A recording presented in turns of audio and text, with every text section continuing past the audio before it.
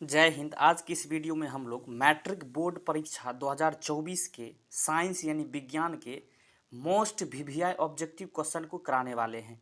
यह सब प्रश्न बिल्कुल आने वाले हैं, जल्दी से जल्दी सभी प्रश्नों को रट लीजिए। सबसे पहला प्रश्न क्या कह रहा है?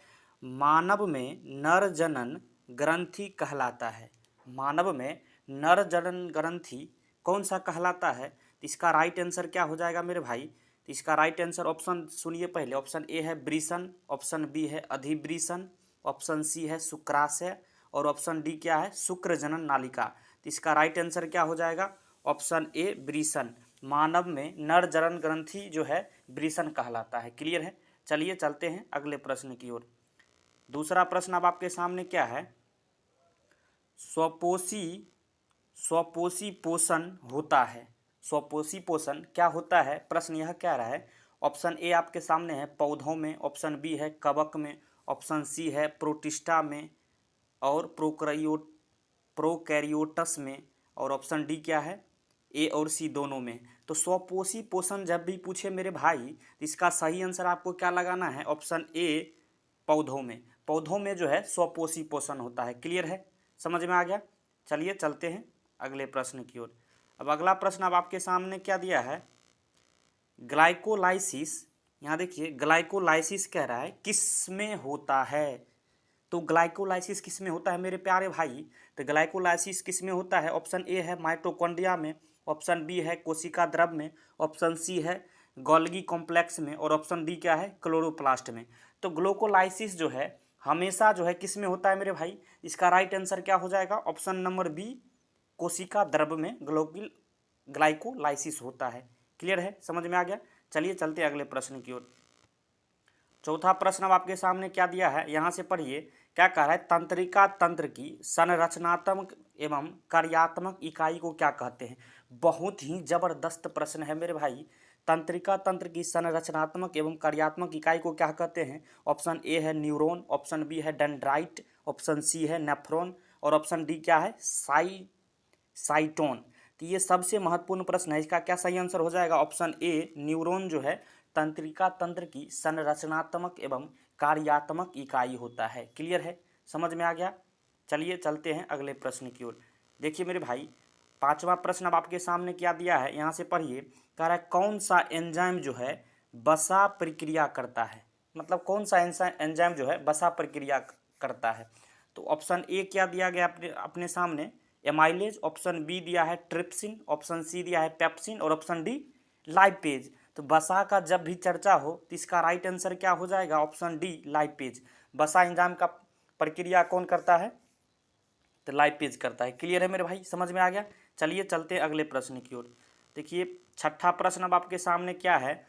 पीएच का कौन सा मान क्षारक विलयन को निरूपित करता है? देखिए मेरे भाई इस बात को समझ लीजिए।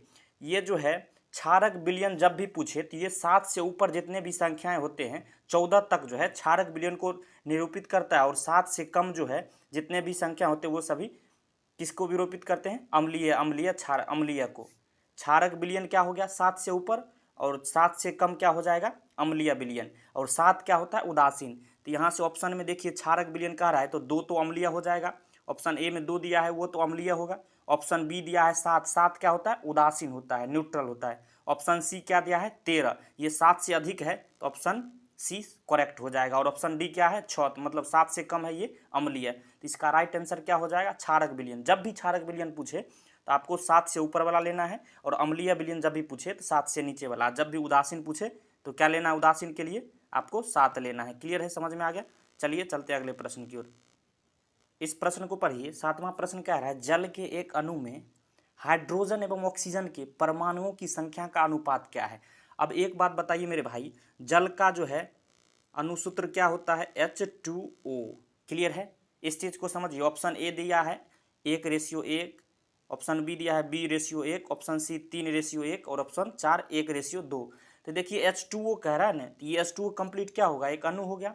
इसमें कह रहा है हाइड्रोजन, मतलब H के बारे में कह रहा है हाइड्रोजन और ऑक्सीजन मतलब O के बारे में कह रहा है परमाणुओं की संख्या। हाइड्रोजन यहाँ से देखिए क्या बेर है? तो 2 बेर, तो 2 लेना है, फिर अनुपात का साइन देना है। ऑक्सीजन क्या बेर है? 1 बेर, 1 लेना है। परमाणुओं की संख्या मतलब क्या हुआ? H मतलब अणु हो गया, और H यहाँ 2 नीचे दिया हो, इसका मतलब अणु दो, मतलब परमाणु दूगो है, और ऑक्सीजन में कुछ नहीं है तो मतलब 1 है, इसलिए 2:1 इसका राइट आंसर हो जाएगा ऑप्शन बी। जल के एक अणु में हाइड्रोजन ऑक्सीजन के परमाणु की संख्या का अनुपात 2:1 होता है। क्लियर है, समझ में आ गया। चलिए चलते हैं अगले प्रश्न की ओर।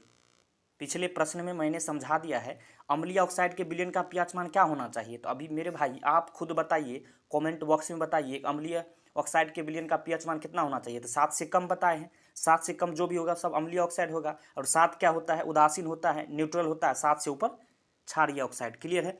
यहाँ से अम्लीय ऑक्साइड पीएच मान क्या होगा, ऑप्शन खोजिए। ए 12 दिया है, बी 7 दिया है, ऑप्शन सी जो है 8 दिया, ऑप्शन डी क्या हो जाएगा 4। तो अम्लीय ऑक्साइड के लिए ऑप्शन डी करेक्ट हो जाएगा, मतलब 7 से कम वाला सब अम्लीय ऑक्साइड होता है।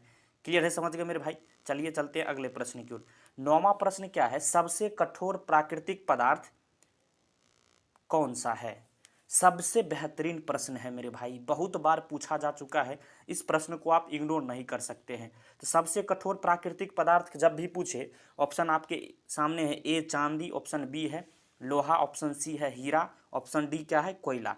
तो सबसे कठोर प्राकृतिक पदार्थ क्या होता है मेरे भाई, इसका राइट आंसर क्या हो जाएगा, ऑप्शन नंबर सी हीरा। हीरा सबसे जो है ना कठोर प्राकृतिक पदार्थ है। क्लियर है, समझ में आ गया। चलिए चलते हैं 10वां प्रश्न की ओर। 10वां प्रश्न है सिल्वर आयोडाइड। सिल्वर आयोडाइड का रंग कैसा होता है। अब सिल्वर आयोडाइड का रंग कैसा होता है मेरे भाई, इसको रट्टा मार लीजिए, ये पक्का पूछा जाएगा इस बार।